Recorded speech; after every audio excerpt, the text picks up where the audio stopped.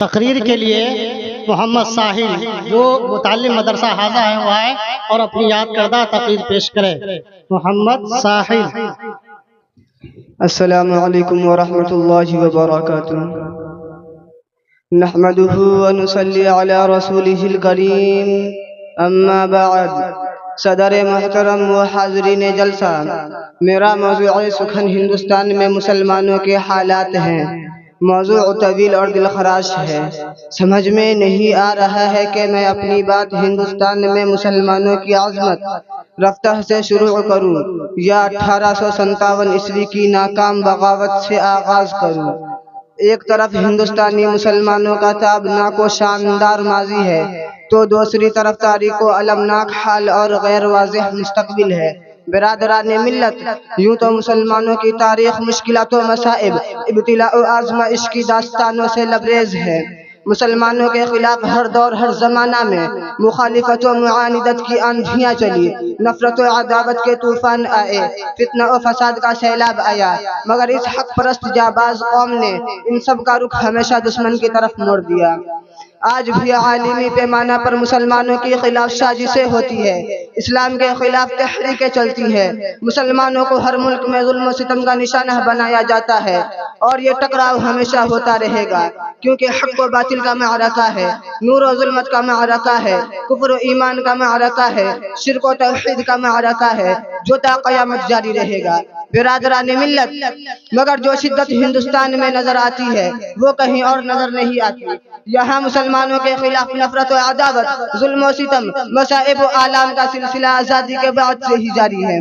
جن مسلمانوں نے تحریک آزادی میں اپنے لہو سے مادر وطن کی پیاس بجھائی، جیل کی تاریک کوٹریوں اور پھانسی کے تختوں پر آزادی کا نعرہ بلند کیا، جن مسلمانوں نے اپنی 700 سالہ تاریخ میں ہندوستان کو دولت و ثروت سے مالا مال کر دیا تھا، اس کو سونے کی چڑیا بنا دیا تھا، جن مسلمانوں نے ہندوستان میں اتحاد و اتفاق کا چمن لگایا تھا، انہیں کو آج غدار کہا جاتا ہے، دیش کا دشمن کہا جاتا ہے، ان کو فسادات کی آگ میں جھونکا جاتا ہے، ان کے پاکیزہ لہو سے فرقہ پرستی کے عفریت کی پیاس بجھائی جاتی ہے۔ جب وقت پڑا تھا گلشن پر مجھ سے ہی لہو کا دان لیا، جب وقت پڑا تھا گلشن پر مجھ سے ہی لہو کا دان لیا،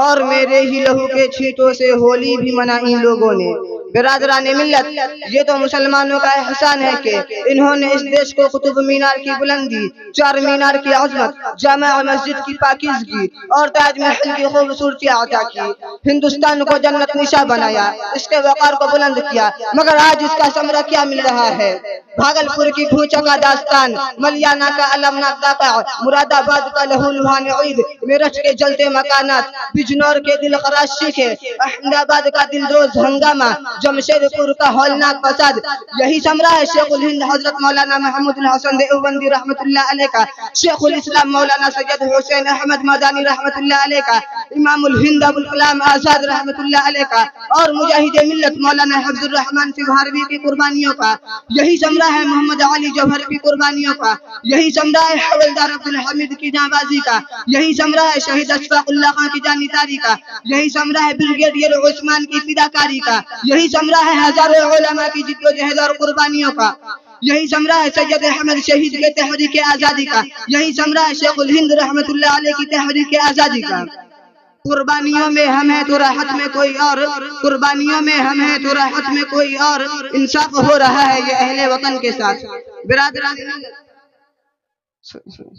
انہی چند باتوں پر میں اپنی تقریر کو ختم کرتا ہوں۔ آخر الدعوانا ان الحمدللہ۔ ویڈیو اچھی لگی تو حسنین اردو میڈیا کو لائک کریں، کمنٹ کریں، شیئر کریں اور سبسکرائب کرنا بالکل نہ بھولیں۔